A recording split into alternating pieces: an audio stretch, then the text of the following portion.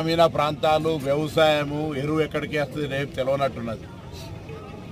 మిగతా అన్ని రకాల విత్తనాలు కావచ్చు, నీళ్లు కావచ్చు, విద్యుత్ కావచ్చు, అన్ని రకాల వస్తువులు రాష్ట్రాలు ఇస్తాయి. ఎరువులు తయారయ్యేటువంటిది కేంద్ర ప్రభుత్వం ఆధీనంలో ఉంది. ఈ రాష్ట్రానికి సరైన విధంగా ఎరువులు సరఫరా చేయమని అడిగితే సరఫరా చేయలేక కాంగ్రెస్ ప్రభుత్వాన్ని బదనాం చేసే ప్రయత్నం చేస్తూ ఉన్నాడు. మీరు సఫిషియెంట్ ఎరువులు ఇస్తారట, కాంగ్రెస్ పార్టీ వాటిని ఇస్తలేదని చెప్తున్నాడు. దేశంలో 29 రాష్ట్రాల్లో తెలంగాణ పట్ల బీజేపీ ఎంత వివక్షపూరితంగా చూపెడుతుంది.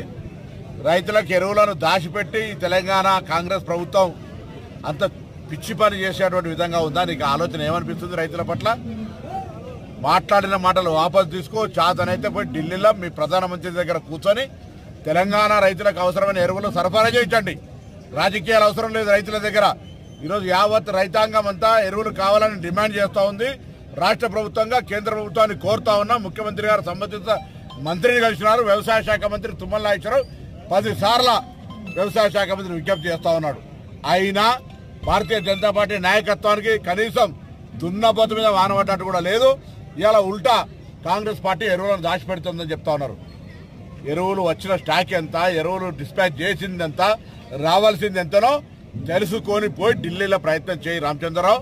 వ్యవసాయము, రైతులు, పల్లెలు, బీసీలు, ఎస్సీలు, ఎస్టీలు అంటే నీకు తెలియదు. హైదరాబాద్లో కూర్చొని ఏది పడితే అది మాట్లాడుతూ నడవదు. గ్రామీణ ప్రాంతాల్లో ప్రజలు అర్థం చేసుకోవాలి. ఇలా ఎరువులు అనేటువంటివి కేంద్రంలో తయారవుతాయి, రాష్ట్రాలు తయారు చేసుకోవడం అసాధ్యం. ఎరువుల కేటాయింపు కూడా కేంద్ర ప్రభుత్వం ఆధీనంలో ఉంది.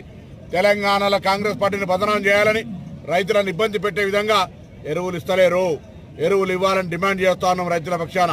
ఇలా గ్రామీణ ప్రాంతాలు తిరుగుతా ఉన్న ఉస్మానాబాద్ కేంద్రం నిధులు ఈ యొక్క ఎరువులను సరైన సరఫరా చేయకపోవడం వల్ల ఇబ్బంది వస్తుంది. కాబట్టి ఎరువులు అవసరం ఉన్నంత సరఫరా చేయాలని బీజేపీని డిమాండ్ చేస్తూ కిషన్ రెడ్డి గారు, బండి సంజయ్ గారు, రామచంద్ర గారు కేంద్రం మీద ఒత్తిడి చేయాలని కోరుతా ఉన్నారు.